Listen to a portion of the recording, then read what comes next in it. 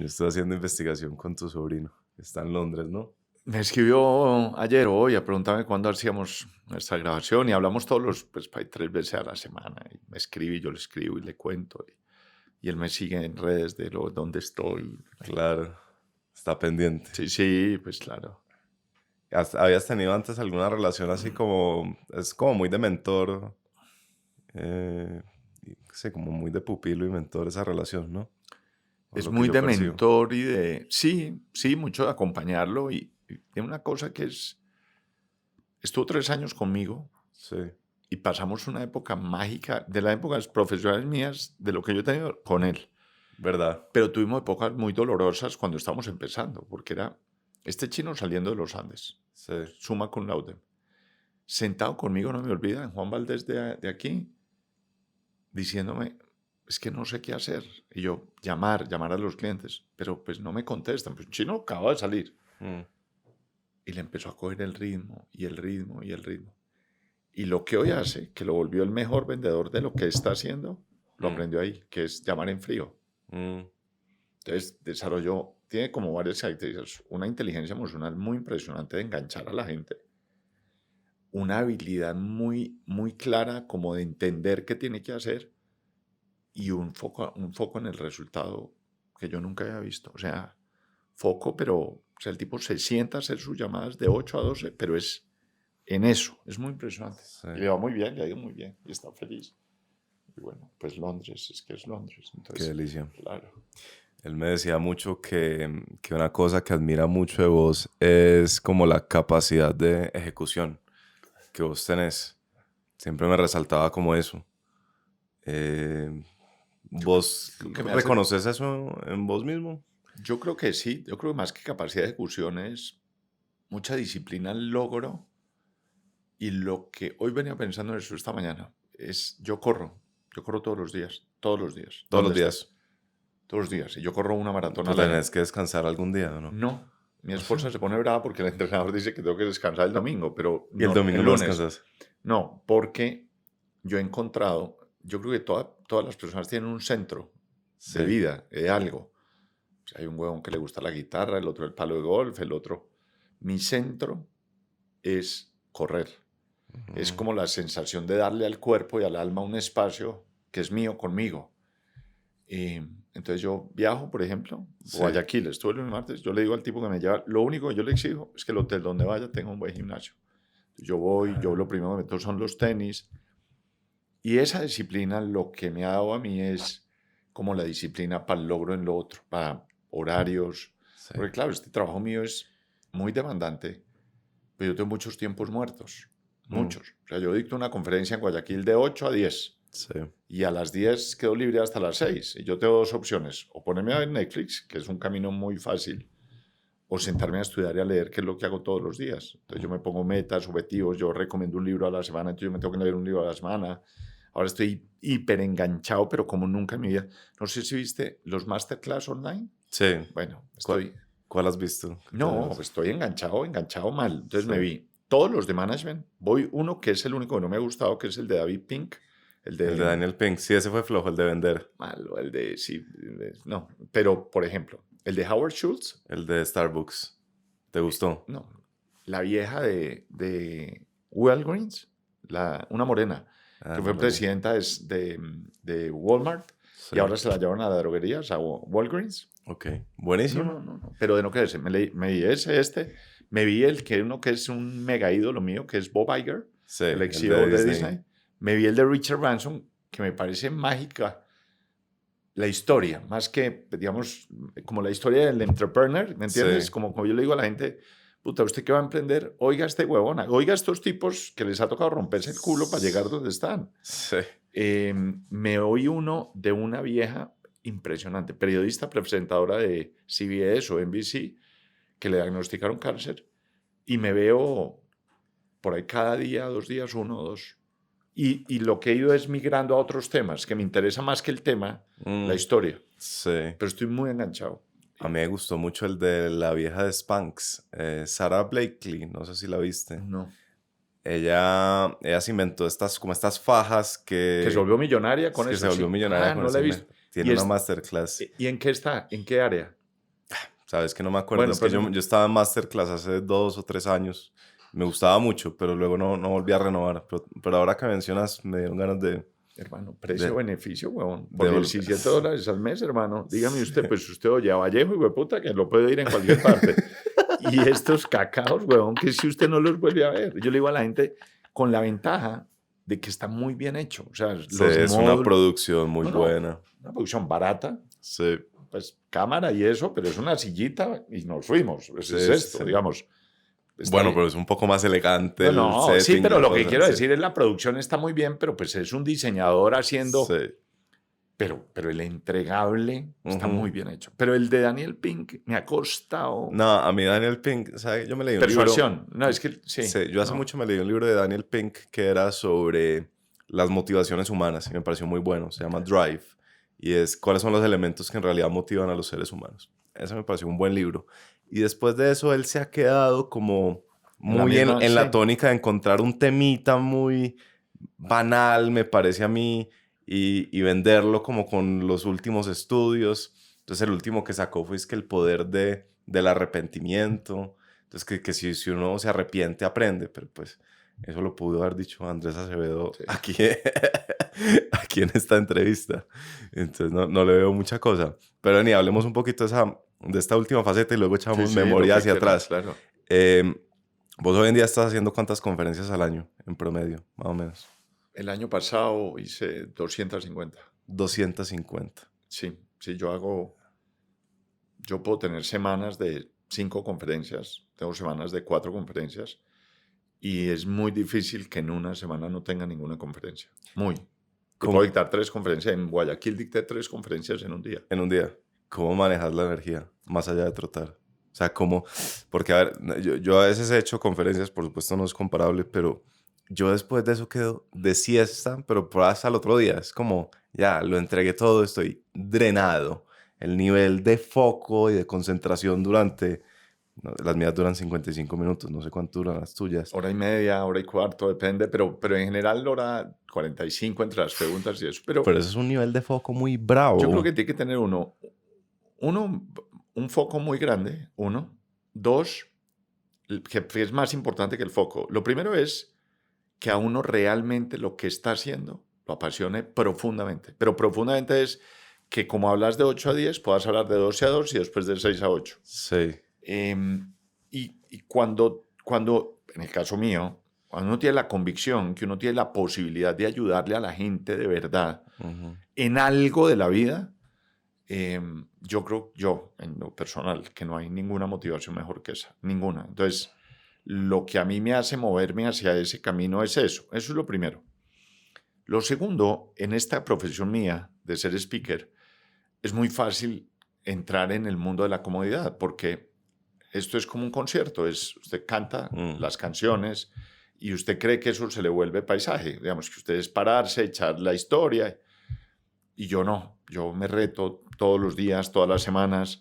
Yo acabo de terminar un curso de actuación en la Academia Charlotte, un curso Ok. que me diseñaron a mí, especialmente para mí. Yo estudio, por lo menos hago 2 cursos al año, leo mucho. Es decir, yo hago y me hago a mí mismo, Mm. digamos, la tarea de entender que este es un día de ir construyendo cada cosa de lo que uno va haciendo. Sí. Pero pues termino igual que vos, termino cansado y en Guayaquil a las 10 de la noche lo único que quiero es ir a tomarme algo al bar y terminar feliz y al otro día levantarme a correr y a escribir. Y claro, me coincidió esta semana, se termina el libro de Agassi y el día que iba entrando a la conferencia de Guayaquil, el martes, yo dije, esto es como Agassi. Digo, no en importancia ni en nombre, Sí. sino en hacer, ¿me entiendes? Todos los días. Sí.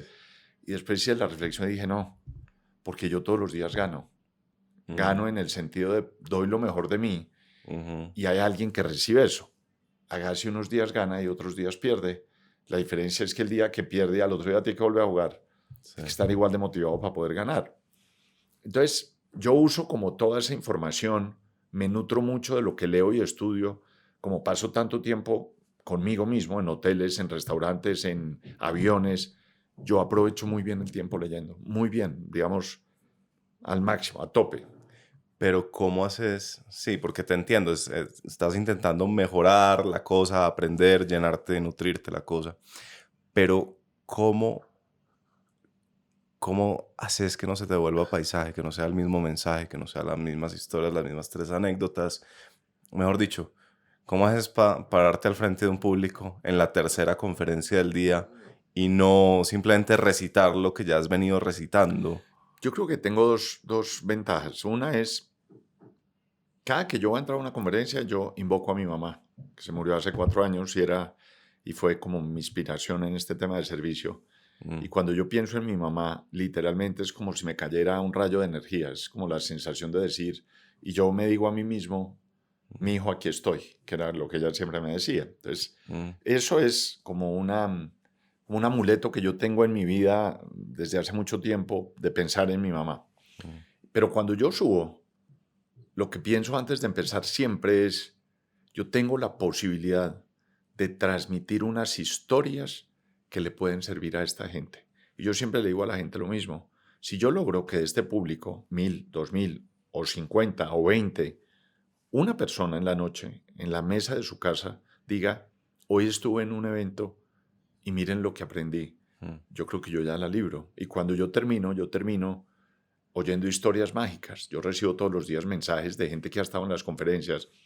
No que le cambié la vida ni que le transformé la vida, es usted me hizo ver la vida en un prisma distinto. Y yo eso lo agradezco. Es Mm, como yo logro abrir una ventana dentro del contexto que tiene la vida en la gente. mm, Y en eso pues me inspiro mucho en la gente que yo admiro. mm. ¿Qué has aprendido sobre ese producto extraño que son las conferencias? Y déjame te comparto un poquito, si te parece. Claro. Nosotros, cuando montamos por primera vez una conferencia, pensábamos que lo que teníamos que dar era como una información o una teoría muy redonda, ¿no? Y pecamos al principio como mientras íbamos aprendiendo, como en la retroalimentación y viendo cómo reaccionaba la gente, que tal vez estamos intentando ser demasiado, no sé cómo se dice, expositivos, demasiado Ajá. teóricos y tal vez nos fuimos dando cuenta que tal vez las conferencias no son acerca de una teoría, sino de otra cosa, tal vez es más un asunto energético que un asunto intelectual, ¿no? Fíjate, yo lo diría es como un asunto experiencial. Es Mm, decir, lo que yo he podido aprender, y repito de mi experiencia, es que la diferencia de muchas conferencias, que son maravillosas también con lo que yo hago, es cuando la gente me dice, yo le digo, aquí hay una cosa que yo creo que es muy única, no que no exista, pero sí hay una diferencia, y es que las conferencias son prácticas. Es decir, mm, el tipo que está sentado en el auditorio mm, no quiere que le vengan a decir dónde está la estrategia del Océano Azul, ni dónde queda Marte, ni la galaxia, ni cómo te vas a ver en 20 años. El tipo ujú, está ahí sentado, quiere que cuando yo hable, él se identifique en parte de lo que hace en su vida personal o profesional con lo que yo estoy tratando de transmitir. mm, Entonces, la conferencia mía, básicamente, o las conferencias, cuentan historias, historias de la vida donde la gente se ve reflejadas, mm, porque yo me veo como uno de ellos. Es decir, cuando yo escribo los libros que escribo, son libros de la cotidianidad. Cuando la gente lee los casos de mi penúltimo libro, en los casos yo no doy los nombres de las empresas. Ese libro se llama Las dos caras del servicio. Es el análisis de 38 casos de éxito y fracaso de personas como usted o como yo en el mundo del servicio. El tipo que lee un caso sin el nombre de la empresa, cuando lo lee dice, yo sé qué empresa es esta, porque a mí me pasa esto. Lograr que el público se identifique no contigo, sino con tu historia, es decir, ujú, que lo que estás transmitiendo es una experiencia y no un cuento de esta es la última teoría y entonces mire lo que dijo Porter y mi hijo. No, la gente quiere ver hoy, mi experiencia es otra cosa. Yo me veo reflejado en lo que usted transmite y yo genero en esas experiencias la posibilidad de mostrar herramientas prácticas que le permitan a la gente, cuando vuelve o a su vida o a su puesto de trabajo, mm. llevarse algo distinto. Cuando te sentas a, cuando te sentaste a prepararla por primera vez, como, sí, ¿cómo lo pensaste? ¿Cuál fue tu proceso mental para ponerlo? ¿Dónde lo pusiste? ¿Con un PowerPoint? No, lo tengo muy claro. La tenía en, yo terminé en este mundo del servicio, yo creo que por dos razones. La primera, por mi mamá. Yo vengo de una familia de clase media en Manizales. Yo quedé huérfano de padre cuando tenía 2 años y mi mamá, nosotros éramos 6. Mi mamá, cuando mi papá se muere, a los pocos años, pues termina haciendo lo que hacen la mayoría de mamás nuestras y es, mi mamá vende empanadas, mi mamá vende zapatos, mi mamá devuelve secretaria, mi mamá trabaja como oficinista para podernos sacar adelante a los 6. ¿Cuántos años tenía ella cuando Yo eso tenía sucedió? 2 y mi mamá debía tener unos 38, 40 años. Mm. Pero mi mamá, como las mamás de esa época, pues su educación era primaria, bachillerato y después pues las mamás estaban muy encargadas de los hijos, el marido y tal. Pero mi mamá tenía algo que era mágico. Mi mamá una vez al mes, el 30 de cada mes, nos invitaba a Cocorico de la 23 en Manizales, la calle principal. Y ese era como el icono familiar de todo el mundo esperaba el 30 del mes para ir a Cocorico. Pero nos invitaba a un pollo, uno, no era que cada uno pedía lo que, no, un pollo para los 6, más mi mamá. Mi mamá siempre se sentaba contra la calle, ya había un vidrio y siempre había una persona de la calle, una persona humilde que se paraba a mirar a mi mamá desde afuera. Mi mamá siempre hacía lo mismo, se paraba, metía su presa en una servilleta, salía y se la daba. Y yo, que tenía 2, 3, 4 años, durante mucho tiempo vi eso y me llamó mucho la atención. Entonces yo le dije a mi mamá un día, siendo muy pequeño, mamá, yo no entiendo si usted también tiene hambre, ¿usted por qué hace esto? Y mi mamá me dijo una cosa, que es la dedicatoria de mi penúltimo libro, que me dijo, hijo, nunca se te olvide que para recibir, primero hay que dar. Y a mí eso me marcó, pero me marcó infinitamente la vida, en términos de entender que a la gente buena, a los que damos o los que dan, siempre nos va mejor, siempre. A la gente buena siempre le va mejor. Luego yo empiezo en mi vida profesional y cuando llegué a mi primer puesto, que era, no se me olvida, la Compañía Mundial de Seguros, después de salir de la universidad, entré como jefe de personal. Perdón, te interrumpo, Gabriel.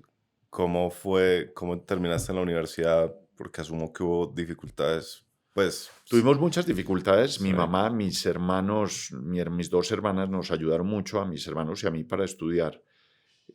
¿Tus hermanas grandes? Mis hermanas grandes, yo soy el menor. Ya. Y pasaron varias cosas. Cuando mi mamá todavía tenía unos recursos, mi mamá logró mandar a mis 4 hermanos a estudiar a Estados Unidos un año inglés. Pablo, mi hermano y yo, que éramos los más pequeños, ya teníamos la visa, teníamos todo. Y mi mamá se quebró, se quedó sin plata. No se me olvida nunca que entró y dijo, no se pueden ir. Y ahora hablamos un poco sobre eso. Perdón, ¿y ella qué había? O sea, ella estaba vendió empanadas. Mi mamá terminó, cuando mi papá se murió, mi papá era un hombre infinitamente rico. Okay. Mi papá era el ferretero más rico de la ciudad. Mi mamá, pues, era una mujer con estudios básicos y 3, 4 o 5 años, pues empezó a perder todo. Lo de siempre. Le roban, se le llevan, no sabe manejar, no sabe administrar. Y ahí empieza a trabajar. Pero en ese proceso, 3 de mis hermanos se logran ir un año a estudiar a Estados Unidos. Cuando ella estaba administrando la ferretería. Cuando ella estaba todavía trabajando en la ferretería y eso. Pero pasa eso y Pablo y yo quedamos sin podernos ir. Entonces, cuando la gente me pregunta, yo soy abogado, yo estudié Derecho. Cuando la gente me dice, ¿usted por qué estudió Derecho? Por una sola razón. Porque mi hermana mayor un día, cuando ya me iba a graduar del colegio, me dijo, usted tiene que estudiar Derecho. Yo le dije, ¿y Derecho? ¿Y por qué? Y me dijo, no, yo creo que a usted le va a ir bien en eso. Y usted se tiene que ir para Bogotá. Y le digo, ¿pero por qué para Bogotá? Y nunca se me olvida esto. Me dijo, porque si usted se queda en Manizales, usted toda la vida va a ser un cajero de Gran Ahorrar. Gran Ahorrar era una corporación. Y con esto ella no quería demeritar ni mucho menos que ser cajero sea algo peyorativo en absoluto. Un poco lo que ella quería decir es, lo que la plaza le va a ofrecer es esto. Y yo llegué a Bogotá, y a Bogotá no se me olvida nunca, llegué un viernes a las 2 de la tarde con una tula amarilla enorme que me había mandado mi mamá, y no se me olvida una caja con una cabulla y frutas y bananos y plátanos adentro que mi mamá me había mandado. Cuando yo llego, el vigilante del externado, que fue donde venía la entrevista, me dice, usted no puede entrar a esto. Entonces le dije, cuídemelo. Y ahí empezó un poco como la vida mía. Pero para yo poder estudiar, me tenía que ganar la beca, pero no tenían con qué pagar. Entonces a mí me becaron 3 años, 2, 3 años en el externado. ¿Y cómo te la ganaste? Estudiando. Yo lo único que hacía era... entraste y luego te ganaste la beca. Ellos tienen una beca de excelencia, una beca ¿no? de excelencia que se la dan a los 2, 3 primeros promedios. Entonces yo estuve 3 años o 2 años becados, no tengo muy claro, pero el segundo o tercer año el rector, el doctor Inestrosa, en el externado, me invita a trabajar con él como asistente. Asistente guión, mensajero. Ser asistente del rector es mensajero. Usted lleva cosa que era un honor o un privilegio, de lo que yo no solo tengo gratitud. Pero el día que yo me gradué, que no se me olvida, mi mamá vino de Manizales. Y el día que me entregó el doctor Inestrosa el título, yo me volteé, fui donde mi mamá y le dije, no tengo cómo pagarle esto, pero yo quiero que sepa que yo nunca en mi vida voy a ejercer esta profesión, porque no me gusta.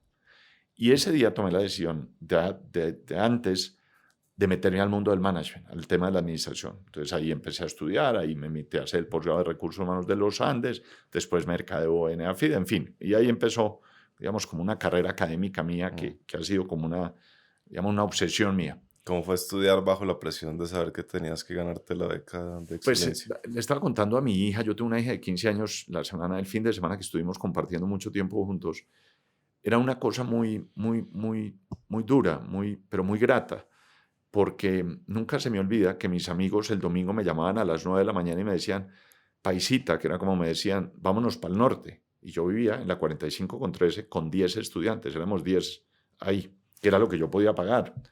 Y yo nunca podía ir. Y la razón por la que no podía ir no era otra distinta que no tenía plata, pero además de eso, esa era la época en donde uno tenía cargo de conciencia por salir y no haberse quedado estudiando, porque yo tenía claro que si no estaba en eso, pues podía correr el riesgo de no ganarme la beca. Entonces, pero ese proceso fue muy importante en mi formación. Entonces, el primer puesto que yo tengo, que es en la Compañía Mundial de Seguros, me nombran jefe de personal. Yo no tenía ni idea de eso, entonces me meto a estudiar al externado. ¿Y por qué lo nombran jefe de personal? Yo creo que el tipo que se llama Camilo Fernández, que es un tipo al que le tengo mucha gratitud, que era el director de un grupo, Miratex, un grupo muy importante, dice, abogado, joven, venga, usted puede servir para esto, y ahí me meto. Y yo empiezo a meterle ahí a ese tema, el tema del servicio, por intuición, Y en esa época, nunca se me olvida, invité, dentro del proceso de recursos humanos, yo le dije a él, nosotros tenemos que oír historias de otra gente, de otros sectores. Yo empecé a invitar gente. No me olvida que invité a Jorge Restrepo, que está el presidente de ACES, invité a José Muñoz, que estaba gerente general del Éxito, que acaba de llegar el Éxito de la 80. Y había un tipo que a mí me impresionaba mucho, que era Fernando Sánchez, que era el gerente general del Hotel Bogotá Royal en la 100 con novena, que era de lejos el mejor hotel de este país. Entonces yo lo llamo y le digo, oiga, Fernando, lo invito a dictar una conferencia para toda la empresa. Y el tipo va a echar la historia y yo digo, algún día yo quiero hacer esto es lo que a mí me apasiona. Me volví muy amigo de Fernando, muy. Y Fernando es coautor de los 2 primeros libros míos. O sea, hicimos los 2 primeros libros juntos. Pero en ese proceso, el tipo que era la estrella del servicio en los 80 se llama Jan Carlson, que era el presidente de SAS, la aerolínea mundial escandinava. Y a mí se me volvió eso una obsesión de traerlo. Y lo logré traer. Le escribí un libro muy famoso, traducido a más de 15 idiomas, que se llama The Moment of Truth, el momento de verdad, que es esa palabra acuñada por las empresas. Eso viene de ahí. Y yo logré traer a Carlson a Colombia a una gira por todo el país. Y quedamos muy amigos. Trabajaba en la compañía. Cuando eso yo ya estaba un poco más adelante, ya había pasado.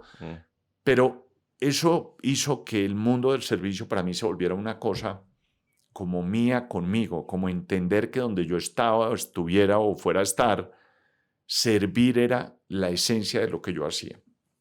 Y todos los puestos, a partir de ese, donde yo estuve, el tema del servicio era como el eje de lo que yo hacía. Era una obsesión, es una forma de vida. Un poco entender eso. Y en esta época en la que empezaste a invitar a gerentes a que dictaran conferencias, me imagino que ellos no tenían conferencias preparadas, pues en esa época esa industria no existía. Cero. Entonces Jorge Restrepo, que es un hombre al que admiro infinitamente, al que le tengo gran admiración y gratitud, era el presidente de ACES y a mí nunca se me olvida que su secretaria se llamaba Eulalia. Y yo la llamé 3 meses antes, la llamaba todas las semanas diciéndole, pero dígame que él sí va a venir, pero por favor, que no me va a fallar. Y claro, el tipo llega y el tipo se sienta literalmente en una silla a contar una historia, la de él, la de ACES. Pero pues cero PowerPoint, cero nada de nada. Esto es cada uno echar. Y entonces, volviendo a la primera conferencia que me dijiste, yo llevaba una capacitadora que se llamaba Elena Jiménez, una vieja buenísima en lo que hacía en sus talleres. Y a mí me empezó a gustar y yo diseñé unos, no eran slides, sino que se presentaban en la pantalla, eran ¿Cómo como se llaman? Láminas. acrílicos, láminas como acrílico, Sí, sí, sí. y uno los iba moviendo con la mano Sí, sí, sí, y sí. había un reflector y se Sí. ponían. Y yo cargaba pues era una maletica con se me olvida el nombre exacto, pero eso tiene un nombre. Estamos hablando de la primera conferencia que vos Sí, diste. sí. Y entonces yo empecé ahí como a contar la historia de Sí. SAS y los cuentos de Fernando Sánchez y empecé a meterme y me empezaron a invitar, pero yo trabajaba, digamos, trabajaba en una empresa, entonces yo pedía permiso para ir a dictar, digamos, esa conferencia y demás. Y ese fue el comienzo, vuelvo y repito, en todos los puestos públicos y privados donde yo he estado, el eje central de lo que yo hago es el servicio, independientemente del cargo, de lo que yo haga y demás, es entender la esencia de lo que uno hace a través del servicio. Cuando yo pienso en servicio, Gabriel, pienso en un call center. Cuando pienso en servicio al cliente, pienso en un call center. ¿A vos qué te viene a la cabeza cuando pensás en servicio? La vida. Es que el problema que yo le planteo a la gente es que la gente cree que los problemas del servicio son de empresas. Los problemas del servicio son de la vida. La vida de la gente gira en torno al servicio. Todo, Andrés, todo, absolutamente todo lo que hacemos gira en torno al servicio. Piense por un segundo la vida suya, cotidiana. Usted viene hoy acá, se levanta, va a salir de su casa, sale y dice, me voy a tomar un café. Usted llega a un sitio, alguien lo tiene que atender. Sale de ahí, va a tomar un taxi, se va a montar en Transmilenio, alguien lo tiene que recibir. Usted llega a la portería del edificio, usted tiene que saludar a alguien. Y cuando usted llega a su oficina, usted tiene que atender a alguien. Es decir, entender que el mundo del servicio no es un problema empresarial, sino de la vida, es el punto de partida para entender qué es lo que hacemos realmente en lo que nosotros hacemos. Dicho lo anterior, eso trasciende a qué hacen las empresas en términos de lo que tienen que hacer en el mundo del servicio. Y obviamente, por lo que yo hago, pues mi tolerancia al servicio es muy baja, muy baja. Es decir, yo soy profundamente exigente, pero también entiendo claramente cuándo estoy perdido y cuándo no. Entonces aprendí, por ejemplo, a no discutir más de lo que yo sé que debo discutir. Porque yo, claro, cuando un mesero no lo atiende bien a usted, él puede estar pensando, es que mi trabajo es simplemente traerle este pan con chocolate y este tinto. No, o sea, el mundo empresarial, yo no creo que mucha gente lo entienda en términos de servicios, sino más como de producción y entrega de bienes y servicios, ¿no? A mí me parece que sí, pero me parece que eso ha cambiado. Cuando uno piensa en ejemplos, y le doy el ejemplo, digamos, que a mí más me impresiona ahora, que es el caso de New Bank, el caso de David Vélez. Y me impresiona mucho porque al final del camino, cuando este tipo, por ejemplo, hace la donación de su fortuna, que son 4.8 billones de dólares o algo así, yo tengo el privilegio de hablar con uno de los tipos que trabaja con él. Y yo le digo, oiga, increíble esto, lo de la plata. Hicimos una reunión con él hace 2 años, pero después me encuentro con alguien que trabaja muy cerca de él. Y le digo, oiga, lo de la plata, y me dice, Gabriel, lo de la plata de él es impresionante, pero lo realmente mágico de él es que a él le importa es la gente. Él está preocupado y ocupado de que nosotros estemos bien. Yo creo que el problema es que en general a la gente no le importa. Cuando usted ve un mesero que lo atiende mal, el problema no es del mesero, la responsabilidad es del jefe, porque la responsabilidad más importante de un líder es saber seleccionar a su equipo y formarlo para aquello a lo cual usted lo llevó. Y esto, ¿por qué es tan relevante?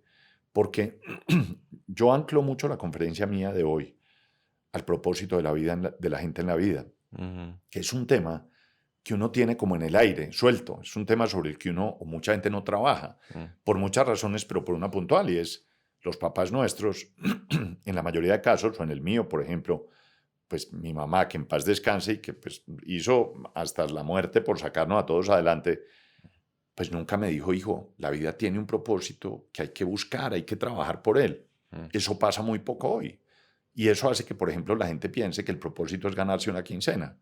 Si uno no logra que la gente una el propósito de la empresa con el propósito de lo que la gente quiere hacer, pues pasa lo que pasa. El tipo atiende mal, no le importa, no contesta, el tipo ve eso como un escampadero mientras le sale algo mejor, que es cuando usted le pregunta a la gente cómo va en el trabajo y le dice, bien, aquí esperando a ver qué resulta, que es un poco como lo que uno ve. Entonces, yo creo que hay muy baja conciencia en general del servicio,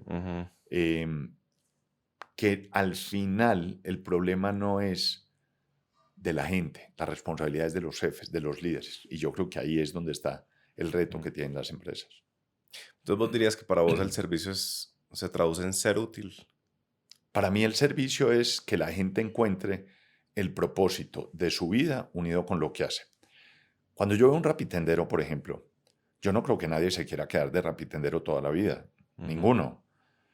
Si ese rapitendero ve ese primer escalón en el proceso de su sueño de estudiar, formarse, emprender, me parece que es mágico. Si lo tiene claro y si Rappi le dice el propósito nuestro es facilitarle la vida a la gente, donde yo logro hacer el fit, que es un poco el elemento, lo que dice Ken Robinson, de dónde une usted su propósito con el propósito de la empresa, que es el elemento. Porque, ¿cuál es el problema de esto? Yo le digo a muchos amigos míos, ¿cuál es su propósito? ¿Usted a qué le está apuntando? Jubilarme. ¿Y para qué se quiere jubilar? No sé, pero me quiero jubilar. Llame a un jubilado sin propósito un día después de jubilado a las 8:10 de la mañana. Se quiere tirar por el balcón por una razón muy simple, porque nosotros no buscamos el propósito. Y el propósito tiene una cosa mágica. Cuando usted encuentra el propósito, la vida fluye. El tiempo no corre. El tiempo va a la velocidad que tiene que ir. Cuando usted encuentra el propósito de lo que yo hago, de mis conferencias, de hablar con la gente, para mí la vida fluye. Para mí ese es un reto, es una cosa mágica. Cuando la gente me dice, pero lo de los aviones, el aeropuerto, el hotel, no, yo no veo eso. ¿Me entiende? La vida fluye cuando uno encuentra el propósito. Entonces, le quiero contar esta anécdota. Estaba dictando unas conferencias en Boyacá y paré en una estación de servicio que tiene un sitio de estos de comida de conveniencia. Y ese domingo que yo iba, pido un sándwich de jamón y queso, delicioso, de lo mejor que yo me he comido en muchos años. Lo compro, me llevo eso, me llevo algo de tomar al hotel. A los 8 días vuelvo, la misma niña. Miro el sitio donde estaba el sándwich, yo iba desde Bogotá con la mente, el sándwich, el queso derritiéndose. Claro. Y de pronto le digo, señorita, no había, estaba vacío el estante. Y le digo, señorita, el sándwich. Y me dice, lo que hay es lo que ve. Entonces yo cojo otras cosas, me monto al carro y yo la veo desde el carro porque es un vidrio. Y cuando me quedo mirándola, yo digo, es que el problema no es de ella. A ella no le gusta esto. A ella no le apasiona pensar que le puede cambiar el viaje a un tipo en una tractomula o a mí en un carro, sonriendo y diciéndome, no tengo sándwich, pero viera el croissant que acabo de sacar. Pero ese no es un problema de ella, es una responsabilidad del jefe. Ese es el problema. La gente cree que prestar el servicio es poner a alguien a vender. No tiene nada que ver. Tiene que ver con alguien que le apasione lo que hace. Esa es la diferencia. Pero cuando a vos te contratan para gerenciar algo, no sé, ¿qué te han puesto a gerenciar? Para que hablemos aquí cualquiera. Póngame la vicepresidencia de Recursos Humanos de Noel, la gerencia general de Capital. Cuando vos te van a gerenciar la vicepresidencia de Recursos Humanos de Noel, la persona que te puso ahí tiene un problema por resolver. Quiere que algo cambie. Yo no creo que particularmente esté pensando en porque ese es tu jefe en ese momento. Yo no creo que él esté preocupado por cómo ponemos a Gabriel para que a él le guste esto, sino yo necesito a alguien que me arregle este lío. Traigamos a alguien así. ¿Vos no crees que esa es como más como la mentalidad más instintiva del que contrata a alguien para que le... Yo creo que eso es lo que pasa. Lo que usted dice es lo que es. Lo que digo es que ese es el 90% del error está ahí. Y está ahí por una razón muy simple. El reto no es llenar una vacante. La responsabilidad es hacerlo con la persona adecuada. Dicho de otra forma, ¿cuál es el perfil que yo quiero y qué competencia requiero? Sí, ojo, partiendo de un supuesto que es el primero que yo le digo a la gente. Si para esa empresa y esa cabeza de organización el servicio es un eje diferencial, es decir, si el mundo experiencial para usted no existe, no le importa, le da igual, yo le digo esto a la gente. Yo paso entre 5 y 6 días a la semana en hoteles. Yo viajo todos los días. No hay un solo hotel al que yo vaya. Bueno, el de ayer, antier, en Guayaquil. que yo vaya a salir y el tipo me diga, el de la recepción, señor Vallejo, dígame cómo le fue. Dígame usted cuándo va a volver. Es que es la primera vez que usted viene a este hotel. Cero, porque no les importa. El tipo del hotel está preocupado de que el hotel esté lleno de lunes a viernes, que es cuando tiene que facturar. Sí. Pero él no piensa que el negocio del servicio no es ese. El negocio del servicio no es de vender más, es de retener y fidelizar mejor. Es decir, ¿cómo logro yo que antes de irme alguien me diga, señor Vallejo, dígame cuándo va a volver? Es que yo quiero volverlo a ver en este hotel. Dígame, ¿qué recomendación haría? Usted que le habían dicho a ellos que iba yo a ir a una conferencia de servicio porque era en Guayaquil, era en la Cámara de Comercio y tal. ¿Saben quién es el cliente? No les importa, a nadie le importa. Ese es el problema. La última encuesta que tenemos, que le hicimos con César Caballero, el estudio de cifras y conceptos, en Colombia, solo 3 de cada 10 colombianos están satisfechos con el nivel del servicio recibido. Sí. Es decir, 7 de cada 10 están insatisfechos. Dígame usted, pero si uno viera eso en la otra parte, es la oportunidad infinita de las empresas para competir. Sabe que ayer me monté a un taxi y yo no sé si esto entra dentro de tu definición de servicio, pero yo así lo sentí. Me dijo el taxista, ¿usted sabe cuántos viajes lleva en esta aplicación, en Cabify? Yo le dije, no, ni idea. 516. Y ese dato dijo él, claro. me dijo él a mí. Y ese dato como tan innecesario, que no me tuvo que haber dicho a mí, como que simplemente me pareció una experiencia mucho más agradable que ¿cómo estás? Sí, vamos para allá, no sé qué. Y luego silencio. Como que simplemente ese hecho fue como, uy, me puso a pensar, yo sí que monto en taxi, ¿eh? Le voy a dar este ejemplo, pero mire, le doy este ejemplo que es perfecto. Pero es como una preocupación, como que él mostró, por lo menos, fue un paso más allá. Pero es porque eso que él hace le gusta, pero óigame esta historia. Me dice que el domingo mi hija va a un gimnasio, una cosa que se llama CAO. Es una cosa maravillosa, no sé qué, que es como baile, gimnasia, yoga y tal. El domingo yo la llevo de mi casa ya y yo después me iba a ir a correr. El domingo fue el día de la felicidad, Día Mundial de la Felicidad. Yo no sabía que eso existía, pero el Día Mundial de la Felicidad. Entonces yo entro acá a llevarla y eso está lleno de caritas felices por todos lados. Y la energía y la música y no sé qué. Pronto me voy a ir y la niña que atiende en la recepción se queda mirándome y me dice, señor Vallejo, ¿y a usted no le parece que en el Día de la Felicidad usted debería hacer la clase con su hija? Resultado. Terminó está ya bailando, haciendo yoga. Y yo después le decía a mi hija, una palabra cambia la perspectiva de la vida de la gente. Ahí, la vida, ¿me entendés? No es, me fui a correr y volví, no. Y mi hija en el trayecto me dijo, papá, ¿por qué no me acompañas a la clase? Y yo le dije, no, hija, es que correr, es que lo mío es entrenar, es... Una palabra de una persona te cambia el mundo en ese día. Entonces es muy fácil, pero para eso, pues usted tiene que querer lo que hace, le tiene que gustar, el jefe no tiene que estar pendiente de usted. Esa es la diferencia. Sí. Es que yo no sé si si una cosa es una decisión de negocio y otra cosa es complacer al cliente. Entonces déjame te cuento esto. Yo trabajo mucho desde cafés y como hace poco estoy en este barrio, entonces he probado diferentes cafés y fui a uno allí en el 85 que a mí me encanta, que se llama Libertario. Me encanta la sede de las 70 con Quinta. A la del 85 nunca había ido. Y llegué y me senté a trabajar, nada, todo estaba muy bien, hasta que empezó a suceder lo que sucede en Colombia, que es que el nivel de ruido es insoportable. Claro. En la música como si fuera un lounge en Ibiza a todo taco. Y yo miré a mi alrededor y todo el mundo estaba trabajando. Y todo el mundo con audífonos. Y yo dije, ¿cuál es la necesidad de tener esta música a este nivel? Y se lo dije a la mesera. Y me dijo, no, es que no se puede hacer nada. No sé qué. La primera reacción instintiva de ella es, no se puede hacer nada. Luego ella volvió a subir y yo ya estaba intolerado. Le repetí, le dije, oye, en verdad es que mira, todo el mundo está estudiando, trabajando. Nadie quiere esta música tan duro, pues es que está excesivamente duro, no tiene sentido. Me dijo, bueno, voy a ver qué puedo hacer. Bajó, volvió a subir. No había cambiado absolutamente nada. Entonces ahí fue cuando yo decidí irme. Y me fui y les dije a los de abajo, hey, la música es insoportable. Me dijeron, no, es que si le bajamos un poquito. Cuando no habían bajado nada. O sea, una cosa cosmética, no había funcionado de nada. El caso es que me fui allá y no vuelvo. Claro. No vuelvo, a ese sitio no vuelvo, a pesar de que la otra sede de Libertario es muy buena. Y yo pensaba, ¿será que busqué todo el LinkedIn como a ver quién manejaba la marca, quién era como el gerente de la vaina, a ver si le escribía? Pues dije, ¿será que me estoy volviendo como una señora quejumbrosa de las que ponen las quejas en el éxito en la caja? No, a mí me parece que es que uno paga por eso y me parece es que al final, pues la gente termina poniendo una música, por ejemplo, que no tiene nada que ver con el lugar o, Mm, por ejemplo, en los cafés, pues la gente va a trabajar. Entonces, si va a poner una música, pues busque una música suave, una música clásica, una música...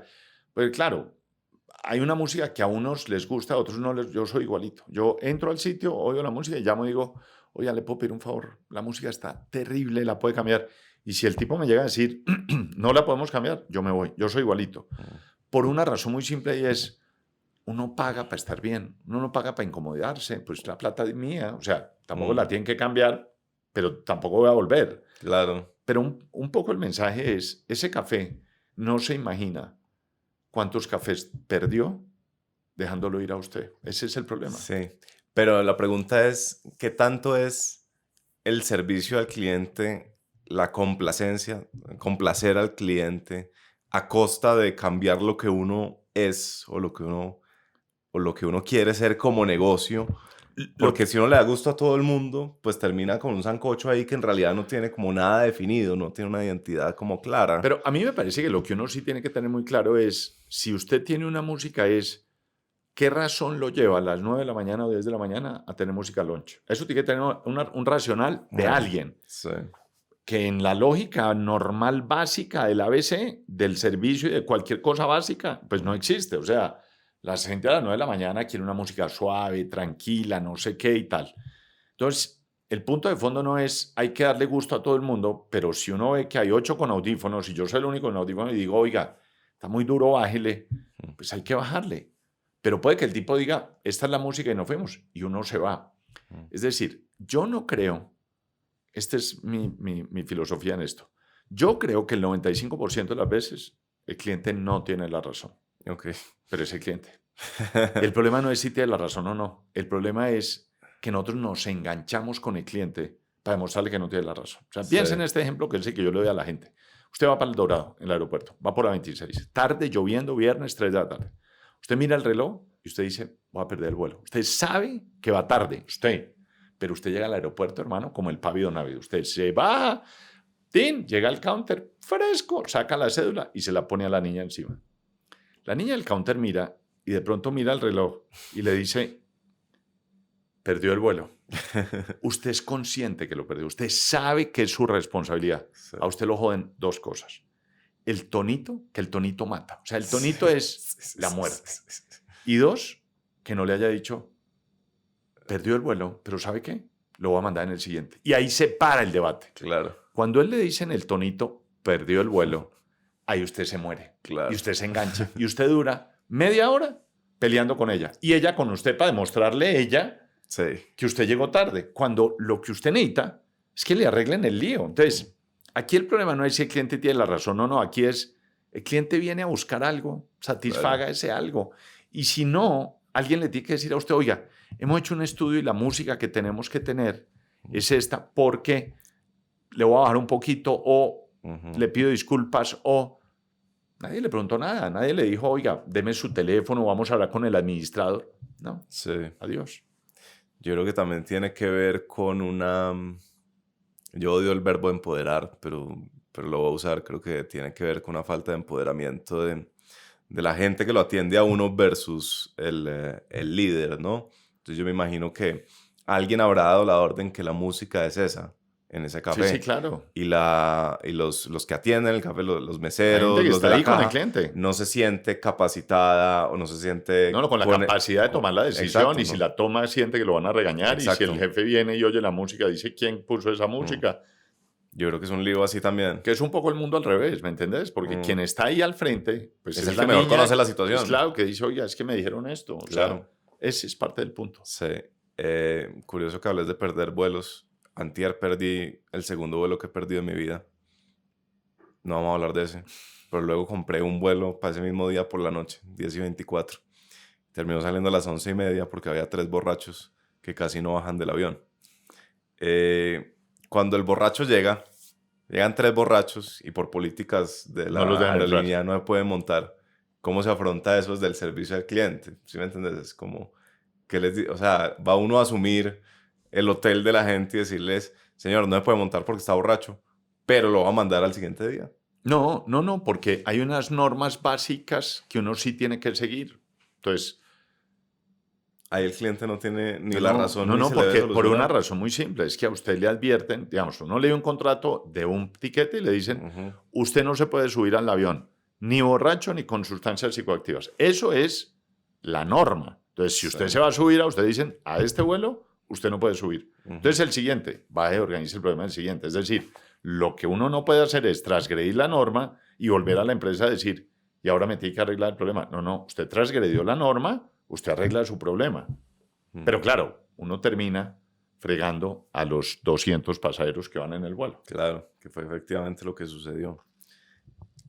A vos, ¿por qué te han puesto, qué han visto en vos tus jefes o las personas que te han nombrado o que te han contratado?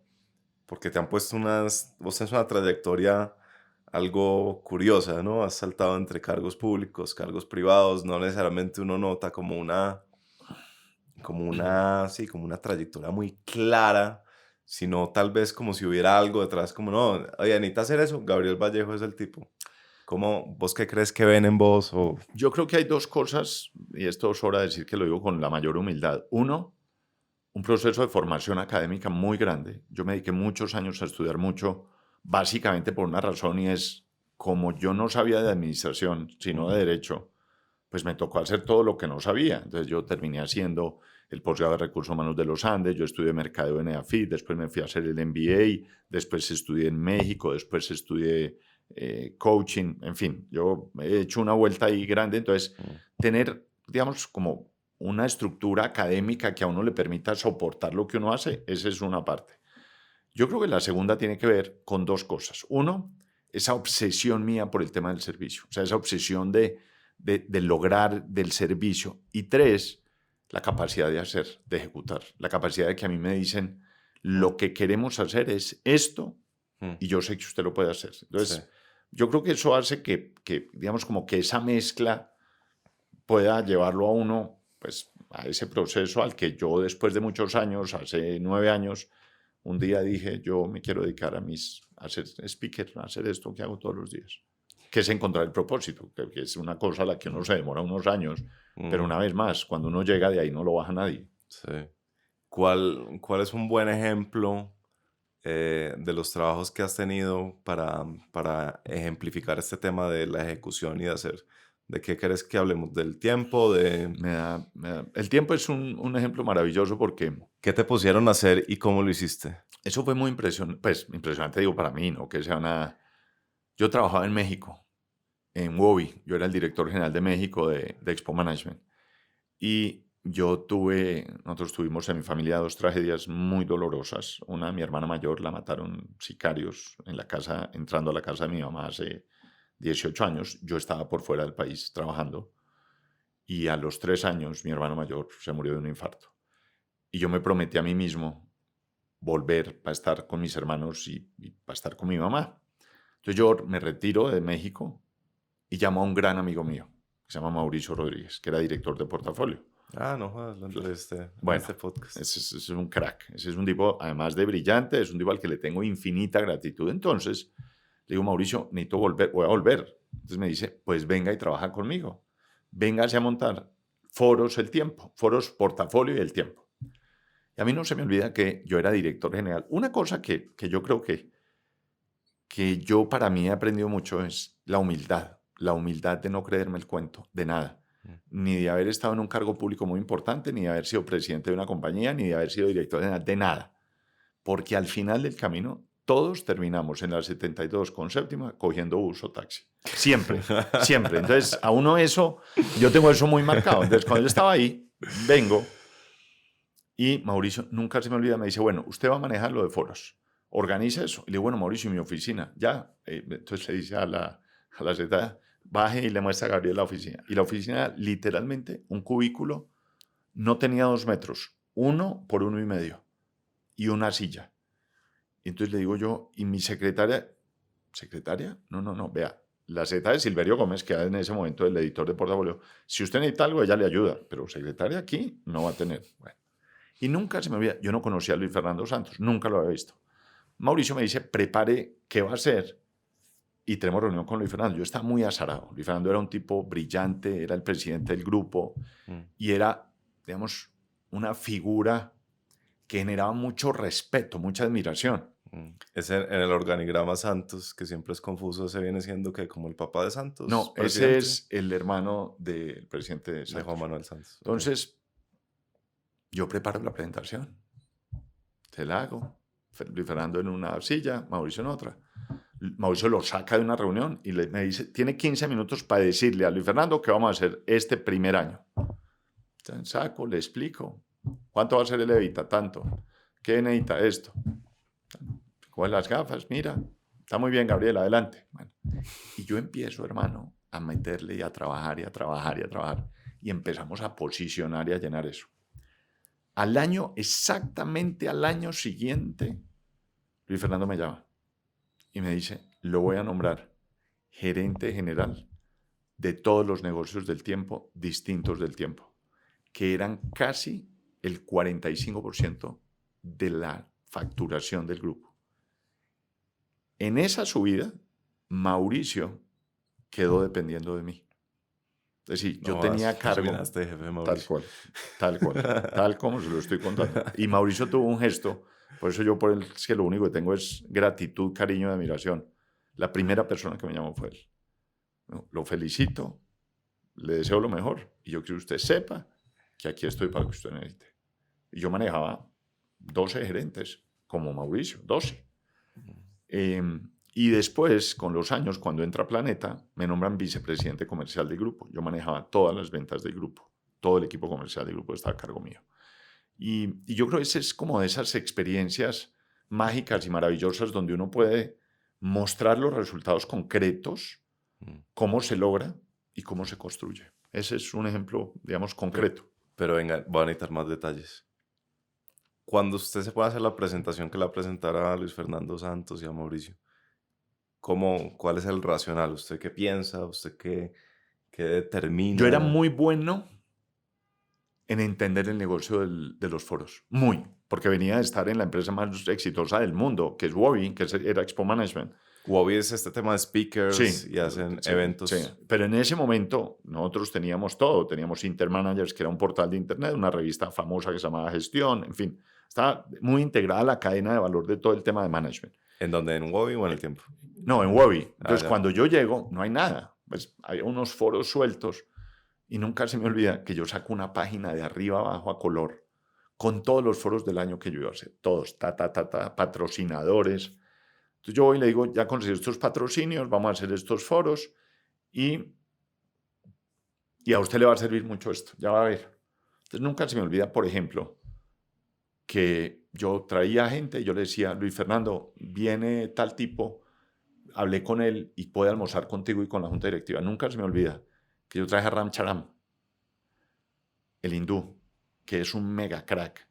Y yo lo llamo y le digo, Luis Fernando, Charan tiene disponibilidad de 12 a 3 para que organices un almuerzo.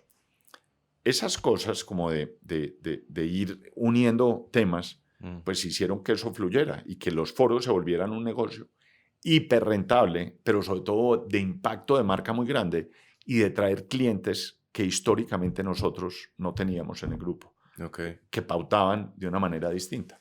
Pero ¿cuál era la idea de los foros? Traer un speaker que podía ser un académico, podía ser... Claro, y como yo conocía todo ese mundo porque venía de trabajar 4 años en esto, sabía los nombres, quiénes eran, entonces traer speakers, llevar patrocinadores, traer clientes, generar una rentabilidad, pero sobre todo generar una imagen de marca importante en el sentido de El Tiempo y Portafolio le traen a usted contenido que de otra forma nadie le va a traer.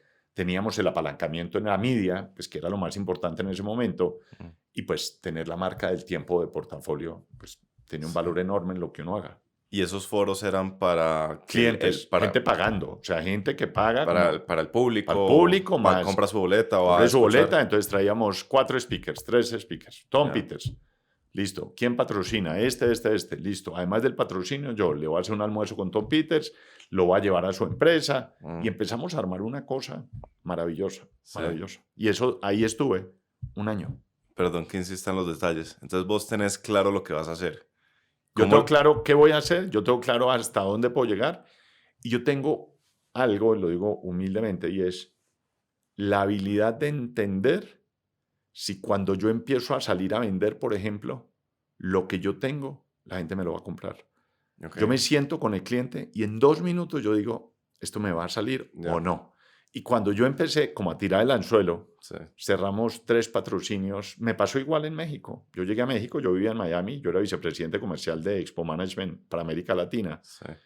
Y el operador, el gerente de México, que era la segunda operación después de Brasil más importante, no tuvo buenos resultados. Me trasladan a México.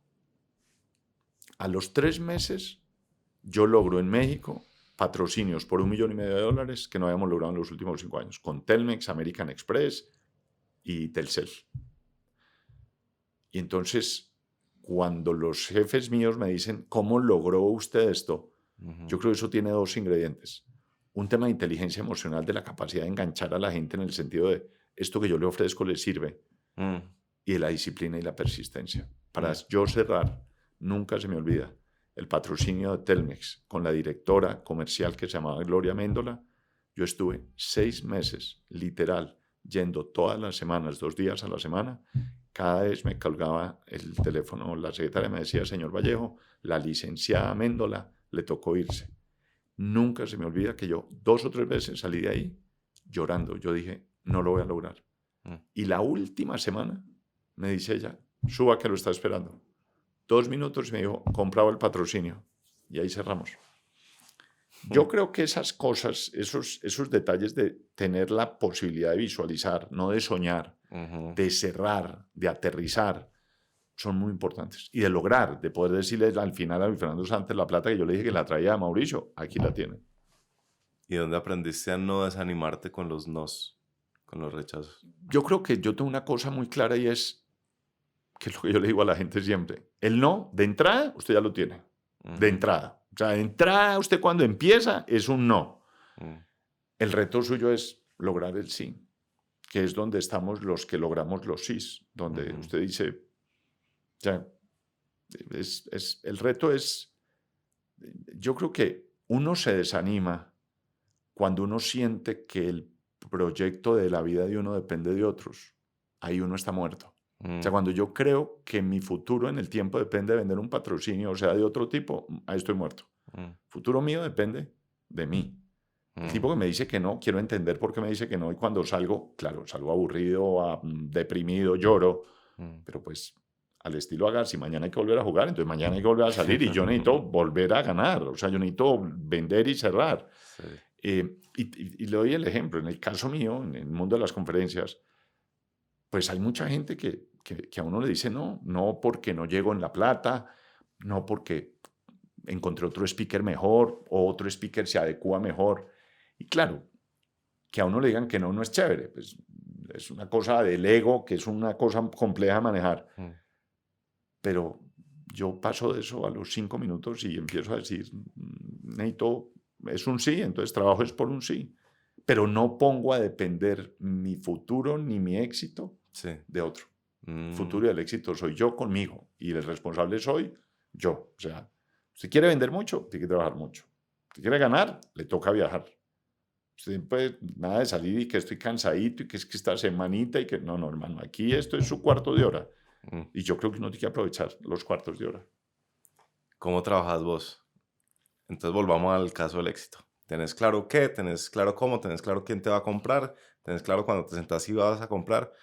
Pero lunes, 6 de la mañana, ¿ya trotaste? Ya troté. Ya salgo a trotar. Yo me levanto todos los días a las 5:20. Levanto a mi hija, me tomo un café, la saco al bus. Los días que estoy en Bogotá la saco porque ese es como un momento importante para los dos, especialmente para ella y para mí, pero ella me dice, papá, la dejo y bajo por la calle corriendo. Okay. Yo ya estás en pinta de correr cuando la yo a las 5:20 cuando me levanto me pongo la todo, pinta de correr. Yo entreno con un equipo, tengo un entrenador, 2 entrenadores, me mandan los entrenamientos los lunes en la mañana y yo tengo rutinas. Okay. Los fondos yo los hago entre semana, porque el fin de semana quiero estar con mi familia. El fondo son Los más de largos. 20 kilómetros, sí. Y yo planeo las carreras. Yo corro una media maratón o una maratón importante al año. Y ese tiempo yo me voy con mi esposa, esa semana. Entonces, acabo de llegar de la maratón de Lisboa, la media maratón, hace una semana. Ah, qué espectacular. Claro. ¿Qué tal estuvo? Espectacular, maravilloso, mágico. Estoy haciendo las 5 Super Halves. El próximo año va a ser Praga. Entonces, yo desde ya me visualizo en Praga. O sea, hoy salgo a correr pensando en Praga. Y corro otras carreras aquí, corro Cali, corro Allianz. Bueno, entonces yo me levanto, salgo, dejo a Julia y vuelvo. Cuando vuelvo me tomo un café. Antes de salir ya he desayunado con ella. Como fruta, me como un batido, una proteína. Y cuando vuelvo, ya he mirado antes de salir, miro el periódico rápido. Y cuando vuelvo miro el periódico cosas que sean importantes. Y a las 8, en punto, tenga reunión, no tenga reunión, yo estoy sentado en la mesa. Ahí o en un café. Y la rutina es la misma. Si tengo reuniones, hago reuniones.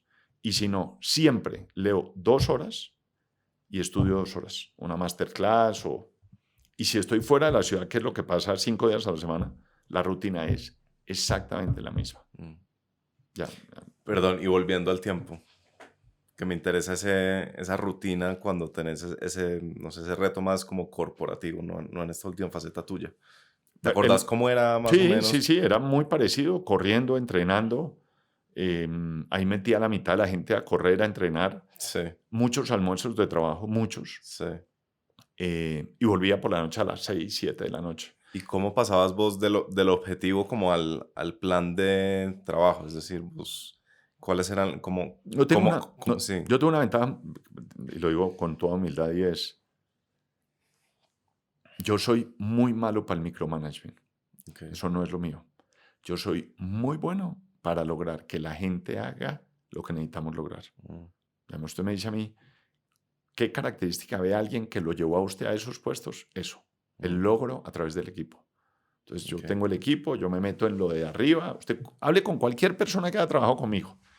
Nunca le va a decir, ese tipo se metía al detalle. No, el tipo le va a decir, ese tipo hacía que lográramos el objetivo.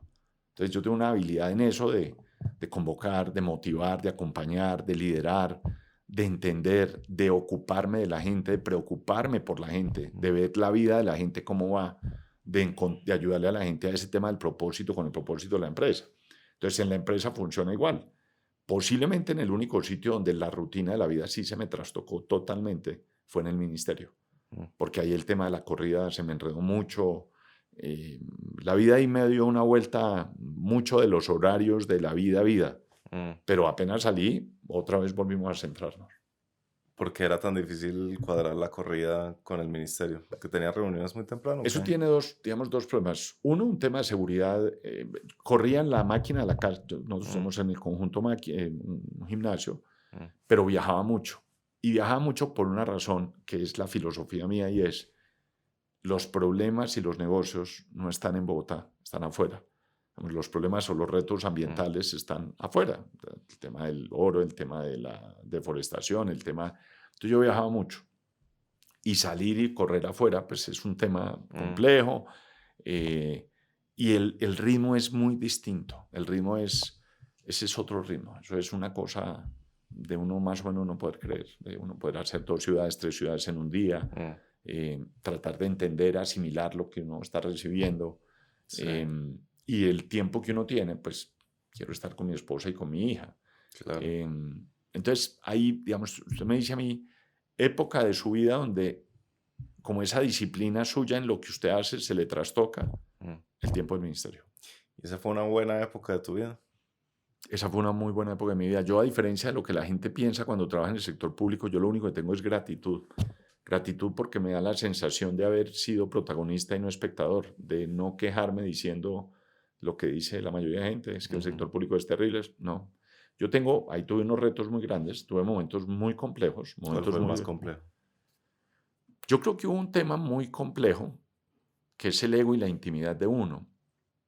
Yo termino en el ministerio, yo venía de trabajar en el DPS. Sí. El DPS es un mega ministerio. Ese ministerio maneja, el DPS maneja más plata que 6 ministerios, pero el DPS era la esencia de lo que yo soy, que es servir, porque el DPS es la institucionalidad hecha realidad Sí. para ayudarle a los más vulnerables. Departamento de Prosperidad Claro, Social. es como le ayuda usted a la gente a salir de la pobreza. Y si usted tiene pasión y amor por servir, que es lo que literalmente soy yo, pues ese era el sitio del sueño. Yo vi ahí, me he dicho, ese era Disney en la vida real, en términos de lo que uno puede lograr. Porque es, si uno lo hace bien, si uno es derecho, si uno es transparente, si uno quiere el logro, ahí tiene todo. Tiene los recursos, la forma y tal. Y ahí yo estuve 2 años feliz, pero feliz, infinitamente feliz. Yo pocas veces en mi vida he sido, salvo esta que hago ahora de speaker, esa pudo ser la mejor época de mi vida. Y un domingo el presidente me llamó y me dijo, lo voy a nombrar ministro. Le dije, ¿ministro de qué? Y me dijo, ministro de Ambiente.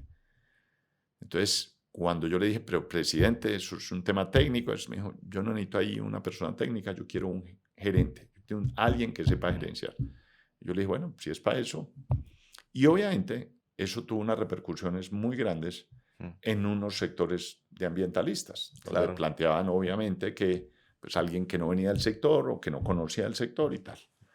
Y nunca se me olvida que yo en la primera entrevista que di, que se la di a la semana, yo le dije, yo les pido tiempo a los ambientalistas, es lo único que les pido. Y yo me dediqué literalmente 1 mes a estudiar. Contraté a una profesora de Derecho Ambiental. Yo los sábados tenía clases de Derecho Ambiental en mi casa. Y ahí estuve un tiempo muy largo estudiando, metiéndome. Y terminó muy bien en términos de lo que para mí fue eso.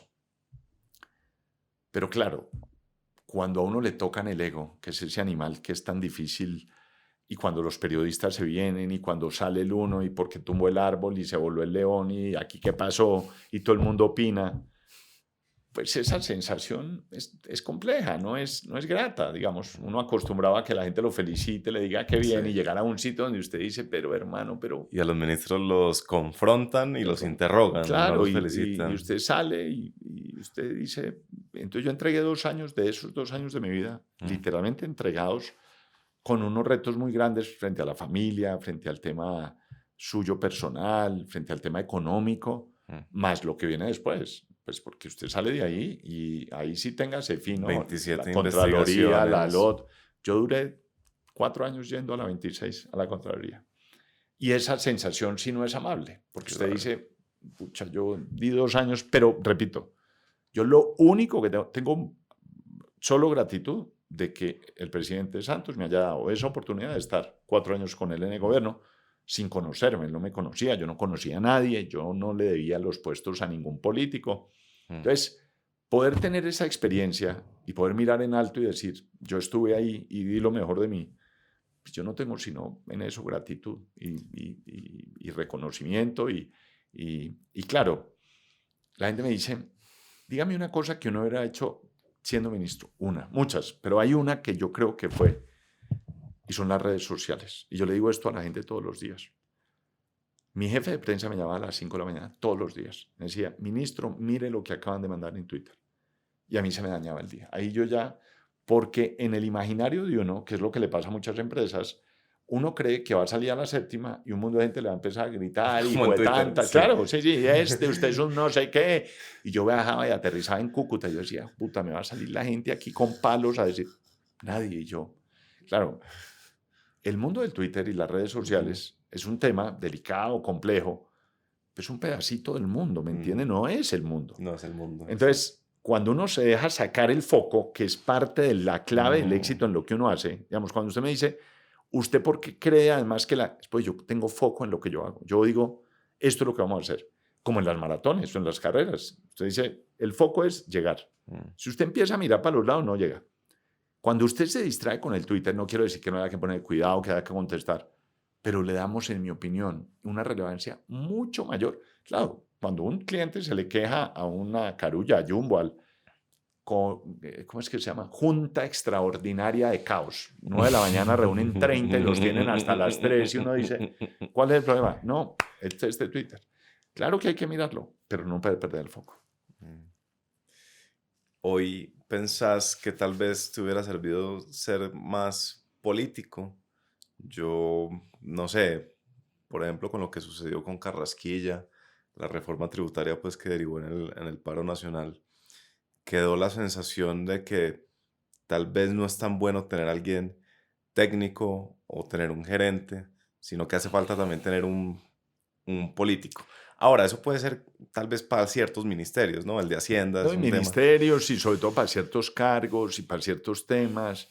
No, a mí me parece que ahí uno ve, como dice la gente, lo peor y lo mejor del ser humano lo ve uno en el mundo de la política, en todo, Mm, en estilos, en formas, en...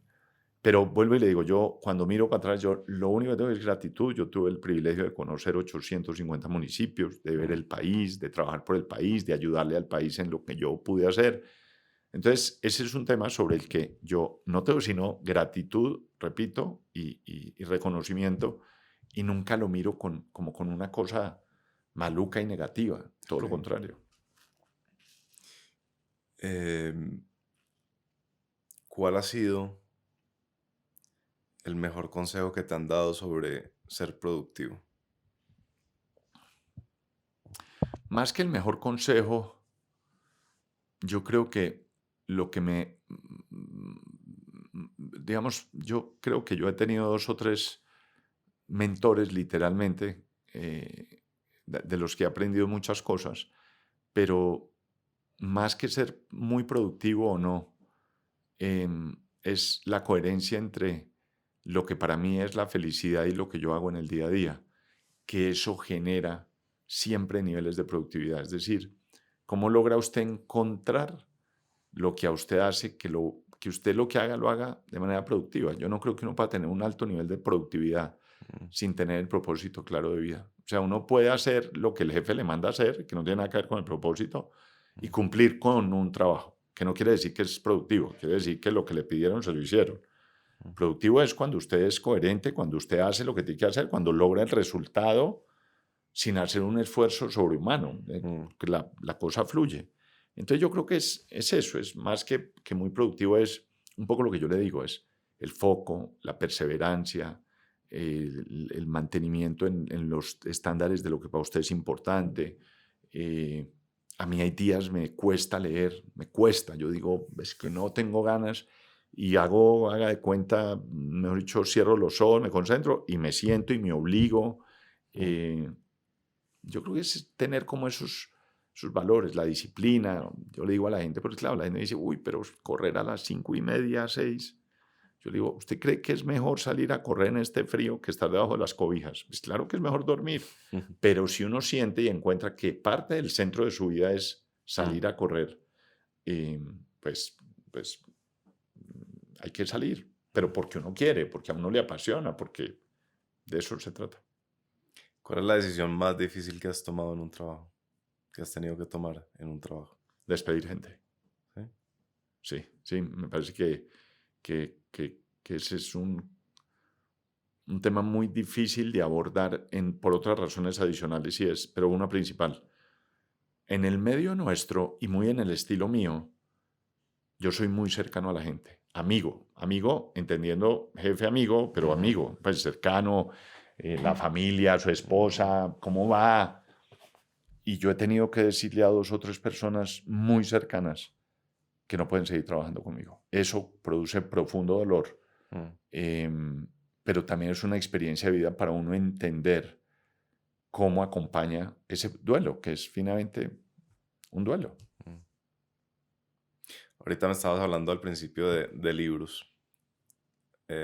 No quedó grabado por qué te marcó el de Agassi. Si podemos retomar ese tema, la biografía de Agassi. Hay unos libros que a mí me marcaron mucho, mucho en la vida. Uno, en los últimos 10 años, el libro que más me ha marcado es el de Ken Robinson, el del elemento. Mm, Me impresiona mucho él, me impresiona mucho su conferencia, me inspira mucho, me parece una cosa como de otro planeta, una cosa mágica. Y ese libro del elemento yo lo he leído, no sé, 3, 4, 5 veces.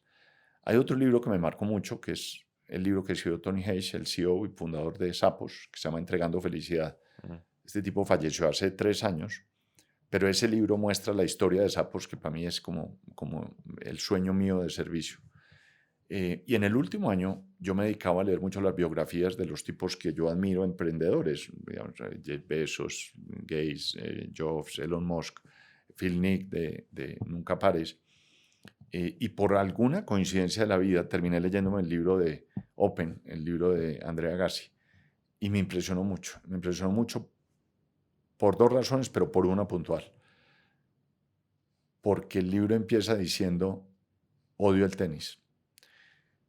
Y este es un contrasentido en lo que yo vivo, en lo que yo le digo a la gente todos los días, y es, para usted ser feliz en lo que hace, tiene que amar lo que usted hace. Entonces, me impactaba mucho tratar de interiorizar y entender cómo alguien que decía que odiaba lo que hacía tuviera el éxito que este tipo tuvo. Entonces, entender, y se me vino a la mente, por ejemplo, el caso de las Williams, que era muy parecido al de él. Pero claro, la vida de un niño guiada por su padre desde los 4 años, literal desde los 4 años, ¿cómo puede diseñar la vida de alguien y llegar a los 36 años, por ahí que fue que se retiró más o menos, diciendo, es que yo nunca amé el tenis, esto fue lo que me tocó hacer? Me impresionó mucho eso, me impresionó mucho porque es como el contrasentido del propósito, es como, y cada que él decía y le decía a la gente, es que a mí no me gusta lo que hago, la gente no le creía, la gente decía, pero pues usted cómo va a jugar tenis como juega si no lo hace, si no lo apasiona. Me marcó mucho por eso, como por... Y esto obviamente, pues yo todo lo que hago trato de que me sirva en mi vida personal, profesional, pero una vez más encontré el impacto que tienen los papás en los hijos en términos del camino que lo acompañan a uno, o no. El papá de Agassi creó un aparato que se llamaba el Dragón, el monstruo, que era un tirapelotas en la cancha de tenis. Ellos tenían una cancha de tenis en la calle, ellos vivían en los suburbios, y la máquina mandaba no sé cuántas pelotas por minuto, pero era una cosa loca. El papá obligaba a este chino todo el día a estar al frente del Dragón. Eso me marcó mucho, digamos, me impresionó mucho eso, que la primera frase del libro es odio el tenis. Y cuando yo la leí dije, esto tiene que ser un chiste, y no, la realidad es que odia el tenis, es muy impresionante. Aparte de perseverancia, propósito, servicio, ¿qué consejo para alguien joven que quiera hacer bien su trabajo? Que quiera decir, yo quiero hacer un buen trabajo aquí donde estoy. Yo creo que hay dos cosas. Uno, tener mucha disciplina, mucha. Y la disciplina es la disciplina en todo, en lo que uno hace, en lo que uno quiere hacer. Pero lo más importante, sobre todo para los emprendedores, es eso que tú dices del propósito, pero entender. A mí me impresiona en muchos casos emprendedores cuyo objetivo fundamental es hacer dinero, que es una forma de llegar. Y yo creo que esa es la consecuencia. Ninguno de estos tipos que emprendieron, que yo admiro, el Phil Knight, Steve Jobs o Elon Musk, su propósito era hacer plata. Esa es una consecuencia de lo que visualizaron. Y yo creo que en esta gente joven, emprendedora, hay una palabra que para mí fuera de la disciplina es la perseverancia. Es cuando uno lee que Phil Knight, el CEO de Nike, para llegar donde está se quebró 8 veces. Nosotros aquí en emprendimientos a los 3 meses decimos esto no funcionó, cierro. Yo digo a la gente, pero es que ni siquiera he empezado. Entonces yo creo que si uno tiene claro eso, si uno mira los sueños, yo no conozco un solo emprendedor exitoso que haya llegado fácil, que no le haya costado literalmente sangre.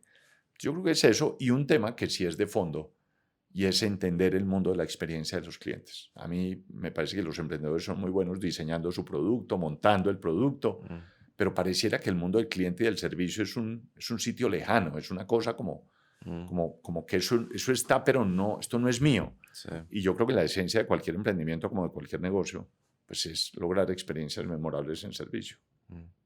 Sí, hay veces que uno está perseverando en algo que simplemente no es que sea como un desierto difícil que hay que atravesar y por eso hay que perseverar, sino es un callejón sin salida. ¿A vos te ha pasado alguna vez que hayas perseverado en algo en lo que simplemente no, por más que insistieras, no era ahí y había que... Porque no es fácil discernir, ¿no? Entre... Sí, claro que me ha pasado, claro, mucho, pues, siempre. Es decir, hay sitios de speakers donde uno sueña estar, eventos en el mundo. Sí. Hay eventos donde uno dice, yo me quiero ver en esa pantalla. Y usted persevera.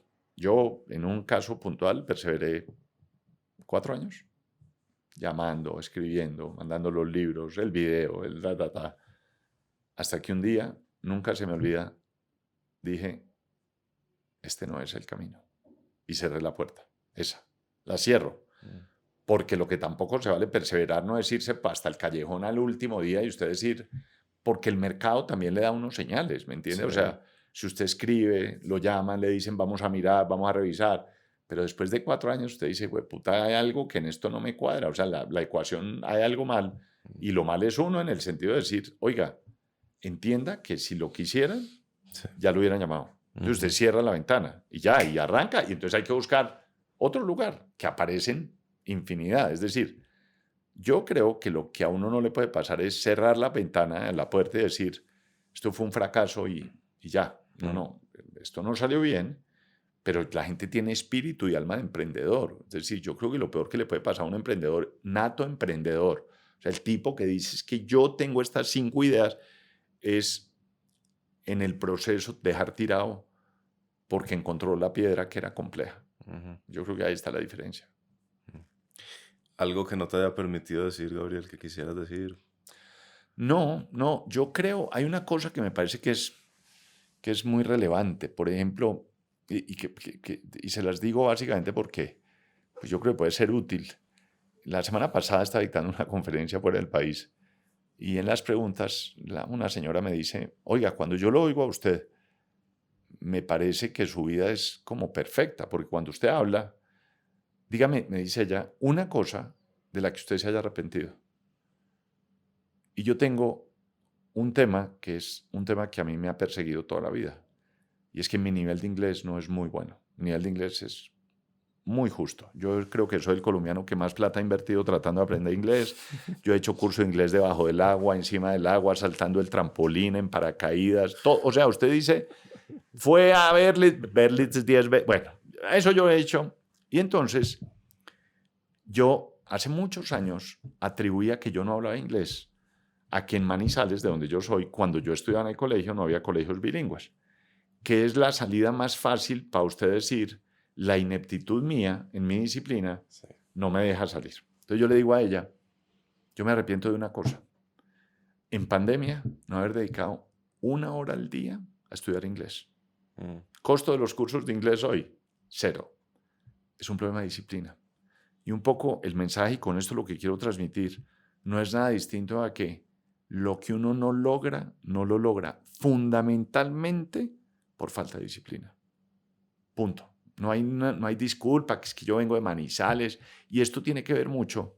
Hay un producto que les quiero recomendar. Hay un tipo que se llama Chris Ferrazzi, escribe un libro que se llama Nunca comas solo. Ese tipo tiene una conferencia.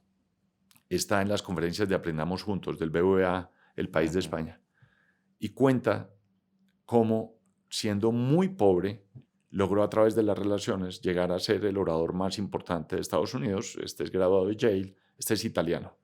Pero el mensaje es muy claro, a veces nosotros nos apoyamos en la vida que tuvimos para justificar nuestra incompetencia. Es que yo vengo es que mi papá y mi mamá nunca me mandaron es que yo no sé inglés porque mi mamá no me mandó. Y el problema y la responsabilidad de la vida es de uno. Y parte de donde uno se ancla para decir no lo voy a lograr es que yo no tuve, es que a mí no me dieron, es que yo nunca viví, y yo creo que llega a un punto en la vida donde uno dice, la vida es la de uno con uno. Y me parece que eso era importante decirlo. Pues Gabriel, muchas gracias. Ha sido un gusto. Igualmente, un saludo muy especial a todos y muchas gracias, Andrés, por esta invitación.